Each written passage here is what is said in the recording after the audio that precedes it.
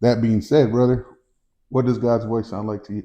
Yeah, right. Let's jump right in there, right? So God's voice to me sounds a little different. In fact, I would say this: God doesn't sound the same every day, Right. right?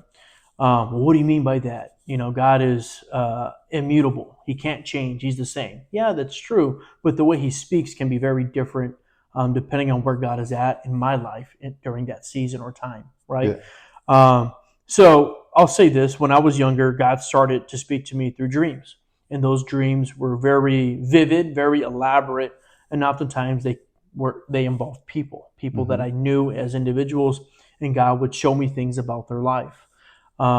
Whether I was to say it or not was between me and God, right? Right. But I've seen Absolutely. details of individuals' lives of things good and bad, right? In fact, I have a friend who I'm very close to. He was one of my best friends growing up, still is my best friend, I consider. And one night he texted me midnight, "Hey, Brother Paul, you're going to have a dream about me. Tell me about it in the morning." I was already asleep, had no idea, right? Wake up the next day, 6 a.m., and I look, I'm like, well, that's funny because I did have a dream about you, you know? And sure enough, it was, I'll spare you the details, but essentially it was about whom he was supposed to marry. So in the dream, I saw a couple individuals that he was talking to that God didn't approve of, but then there was one at the end of the dream that God did approve of. Mm-hmm. And so I shared that with him, and you can guess the rest. He married her. Right. They have a child. He's now pastoring a church out in Texas.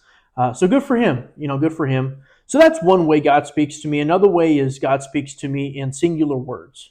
Now, that is challenging at times because when he speaks to me in singular words, I really don't know what it is God is trying to really say. Mm-hmm. Versus if I have a dream, I can see the movie, if you will, play it back. All right, this is exactly what God is saying.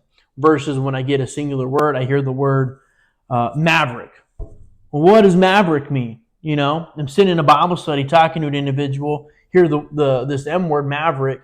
I'm like, hey, does anybody know what this means? What is this? And next thing you know, brother in the room who is a new convert is addicted to smoking Mavericks.